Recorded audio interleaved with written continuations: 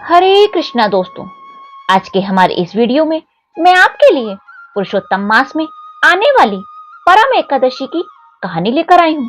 अगर आपको ये कहानी पसंद आए तो नीचे कमेंट बॉक्स में जय श्री कृष्णा अवश्य लिखें। तो आइए सुनते हैं परम एकादशी की व्रत कथा।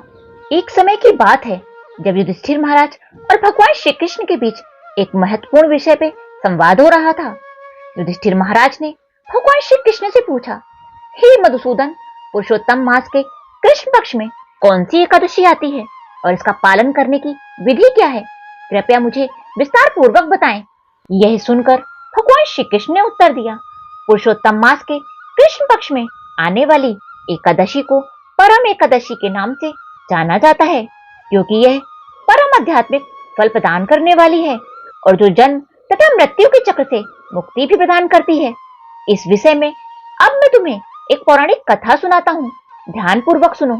अनेक वर्षों पूर्व कांपिल नगर में एक धार्मिक स्वभाव वाला ब्राह्मण रहता था, जिसका नाम सुमेध था।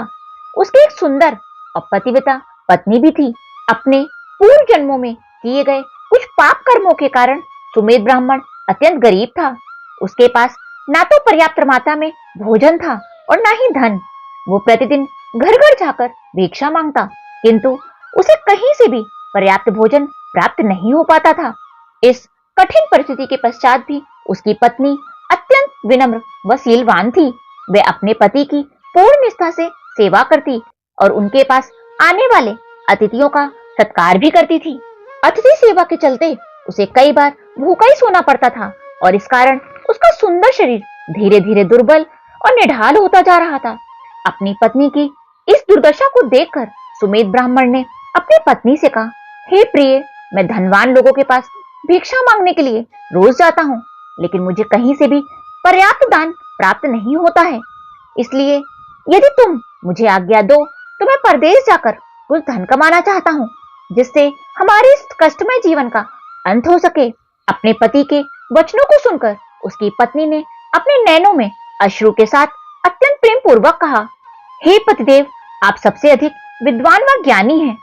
आप जानते हैं कि व्यक्ति ने अपने पूर्व जन्म में जितनी मात्रा में दान दिया होता है, उतनी ही मात्रा में उसे अगले जन्म में धन की प्राप्ति होती है, और जिसने किसी भी प्रकार का दान नहीं दिया होता, वह व्यक्ति स्वर्ण के सुमेरु पर्वत पर होने के बावजूद भी निर्धन ही रहता है। अवश्य पूर्व जन्म में हम दोनों ने किसी भी प्रकार का दान नहीं किया है, इसलिए आज हम निर्धन हैं। लेकिन आप मुझ पर कृपा करें और कहीं भी न जाएं, क्योंकि मैं आपके बिना एक क्षण भी नहीं रह पाऊंगी।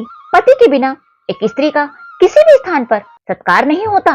नीति शास्त्र कहता है कि यथोचित आश्रय के बिना एक स्त्री लता और विद्वान ब्राह्मण का विकास संभव नहीं होता। गरुड़ पुराण के अनुसार एक पतिव्रता स्त्री हमेशा यही सोचती है कि अपने आध्यात्मिक स्वभाव वाले पति को प्रसन्न करना ही उसके लिए स्वर्ग का सुख व सर्वश्रेष्ठ तपस्या है। यदि उसका पति उससे प्रसन्न है तो उसे लगता है कि परम भगवान उससे प्रसन्न है, इसलिए हम साथ में रहकर संतुष्टि करेंगे। अपने पति के वचन सुनकर सुमेध ब्राह्मण ने परदेश जाने का अपना विचार त्याग दिया। एक दिन की बात है, महान ऋषि कौंडिल उनके घर पर आ पहुंचे। उन्हें देखकर दोनों पति पत्नी अत्यंत प्रसन्न हुए और उन्होंने ऋषि कौंडिल्य को दंडवत प्रणाम किया और उनका यथोचित स्वागत व सत्कार किया।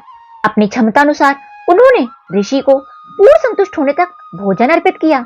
ऋषि कौंडिल जब ब्राह्मण दंपति की सेवा से पूर्ण संतुष्ट हुए तो ब्राह्मण पत्नी ने विनम्रता से पूछा, हे महान तपस्वी ऋषिवर, कृपया आप हमारा मार्गदर्शन करें कि जो व्यक्ति अपने पूर्व जन्म में दान न देने के कारण इस जन्म में निर्धन है, उसकी इस दरिद्रता का अंत कैसे हो सकता है? हमारी इस दरिद्रता का कोई निवारण बताएं। आप तो परम विद्वान हैं, आपके दर्शन मात्र से हमारे दुर्भाग्य का अंत हो गया है। कृपया करके आप हमें बताएं कि कौन से व्रत का पालन करके या किस तपस्या के द्वारा हम अपनी इस दुखमय स्थिति से बाहर आ सकते हैं। ब्राह्मण पत्नी के वचन सुनकर ऋषि कौंडिल्य ने कहा, पुरुषोत्तम मास के कृष्ण पक्ष में आने वाली परम एकादशी पूर्ण पुरुषोत्तम भगवान श्री हरि को अत्यंत प्रिय है। इसका श्रद्धा और निष्ठा पूर्वक पालन करने से ये हर प्रकार के भौतिक और आध्यात्मिक सुख प्रदान करती है। एक बार कुबेर के द्वारा इस एकादशी का पालन किया गया था और उससे प्रसन्न होकर शिव जी ने उसे देवताओं का कोषाध्यक्ष बना दिया। राजा हरिश्चंद्र ने भी जब उसकी पत्नी और बालक को बेच दिया गया, उसके बाद इस व्रत का पालन किया था, जिसके परिणाम स्वरूप उन्हें अपना राज पुनः प्राप्त हुआ और अपने जीवन काल में उन्होंने सुखपूर्वक राज किया। इस प्रकार से कौंडिल्य ऋषि ने ब्राह्मण दंपति को परमा एकादशी व्रत का मार्गदर्शन दिया। ऋषि द्वारा दिए गए मार्गदर्शन के अनुसार सुमेध ब्राह्मण ने अपनी पत्नी के साथ परमा एकादशी व्रत का श्रद्धा पूर्वक पालन किया और भगवान श्री हरि की पूजा आराधना भी की। इसी दौरान एक चमत्कार हुआ। सुमेध और उसकी पत्नी ने एक सुंदर राजकुमार को अपने घर की ओर आते हुए देखा। ब्रह्मा के आदेश पर इस राजकुमार ने ब्राह्मण दंपति को सभी सुविधाओं से पूर्ण सुंदर महल भेंट किया। उनकी भक्ति से प्रसन्न होकर राजकुमार ने उनके जीवन निर्वाह हेतु एक पूरा गांव भी दिया। इस प्रकार इस एकादशी का पालन करके सुमेध ब्राह्मण और उसकी पत्नी ने अपने जीवन काल के दौरान अनेक सुख सुविधाओं का भोग किया और मृत्यु के पश्चात वैकुंठ लोक में प्रवेश किया।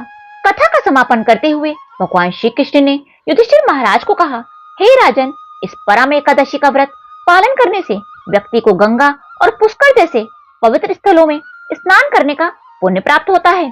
और अंत में श्री कृष्ण भगवान की आज्ञा से युधिष्ठिर महाराज और सभी पांडवों ने द्रौपदी सहित इस परम कल्याणकारी एकादशी व्रत का पालन किया और अंत में उन्होंने आध्यात्मिक जगत में प्रवेश प्राप्त किया। बोलो विष्णु भगवान की जय, बोलो एकादशी माता की जय।